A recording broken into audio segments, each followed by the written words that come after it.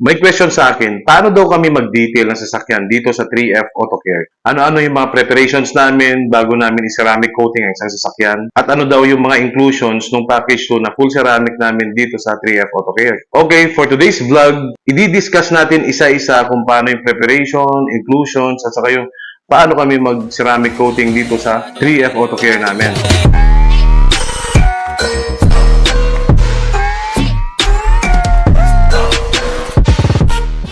So, welcome dito sa 3F Auto Care at pag-uusapan natin paano maglinis ng sasakyan. So, for today's vlog, iisa-isayin natin, i-discuss natin step by step kung paano kami naghahanda ng sasakyan, ano ba yung mga inclusions. Sige, papaliwanag natin na hindi ako gagamit ng mga terms na hindi natin matandaan lahat. Yung mga terms na ang nakaka-intindi lang yung mga detailers at mga car enthusiasts. Ito, isa-isayin natin na-explain sa napakasimpleng word na gagamitin natin. So, meron kaming naka-on deck ngayon, Ford Raptor. Ang in-avail niya sa aming promo is yung package 2 namin, which is yung full ceramic. Sa package 2, ang inclusions nun, yung tinatawag naming signature wash. Ano ba nga ba yung signature wash? So, unang-unang ginagawa namin dyan is nagtatanggal kami ng acid rains. Yan, yung mga watermarks, acid rains na nandun sa mga glasses. Ang purpose na pagtanggal ng acid rain, pagka umuulan, hindi naiipon yung mga tubig doon sa mismong windshield natin. Kung natatanggal siya, dire-diretso bagsak lang yung tubig. Tapos, hindi na siya kumakagat sa wiper natin kasi madalas, pag nag-wiper na tayo, may linya or may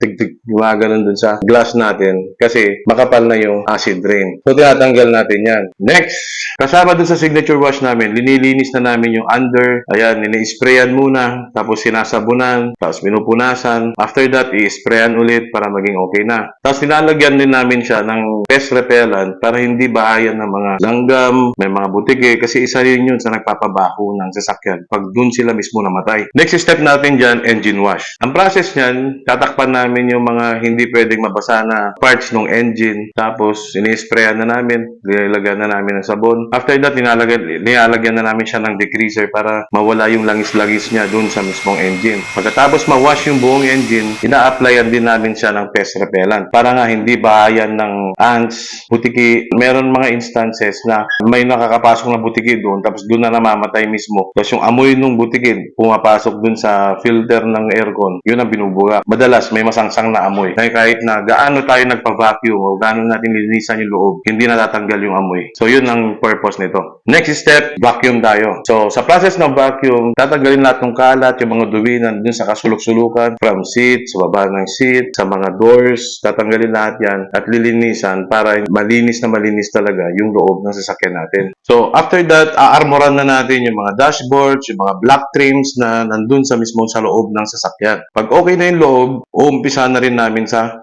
body. So, next step, body wash. So, ang inuuna namin, i-wipe muna namin siya, i-rinse namin siya ng tubig. Initially, matanggal na yung mga putik-putik, yung mga alikabok na nandun. After that, saka namin siya a-applyan ng car shampoo. So, after that, i-rinse namin yung buong sasakyan at dito na mag-uumpisa yung preparation namin for ceramic coating. So, bago siya pumasok dito sa studio, kailangan mo nang dumaan sa process ng clay bar. So, sa process ng clay bar, meron kaming ina-apply na clay lube dun sa sasakyan, saka namin siya irarab ng clay bar. Dito matatanggal yung mga hindi natanggal ng mga sabon, like may mga asphalt, yung mga iba't ibang dumi na hindi kaya tanggalin ng car shampoo, tinatanggal lahat ng clay bar. After ng process ng clay bar, i-rinse siyang mabuti at i-dry, tapos pwede nang pumasok dito sa studio. Ina-assure namin na tuyong-tuyo yung sasakyan bago kami mag-next process. Ang next process nito, taping. Tinetape namin dito yung mga hindi dapat pwedeng tamaan ng buffing machine. Like yung mga rubber cuts, plastic edge. Yan yung mga hindi pwedeng daanan ng mga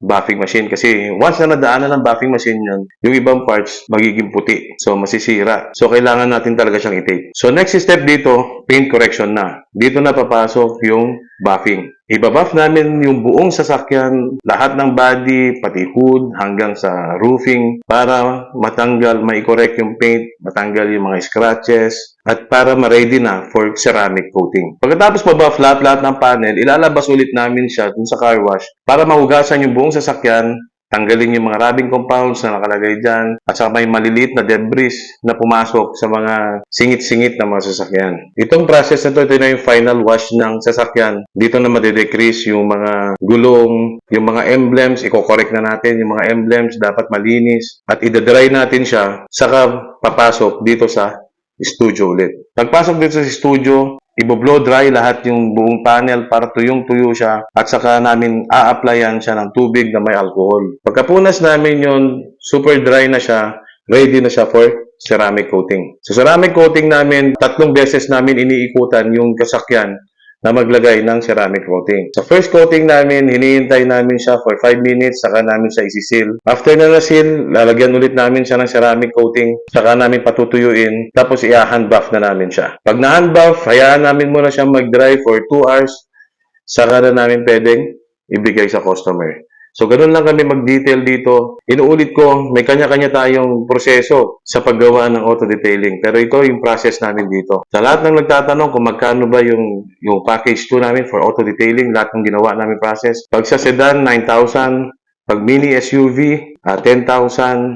Pag sa SUV, 11,000. Pick-up, 11,000. At saka sa van, 12,000. So, kung gusto niyo yung process namin at gusto niyo magpagawa, i-PM niyo lang ako dito sa page ko at i-schedule namin kayo. So, that's it. Thank you for watching, guys. 3F Moto. Peace.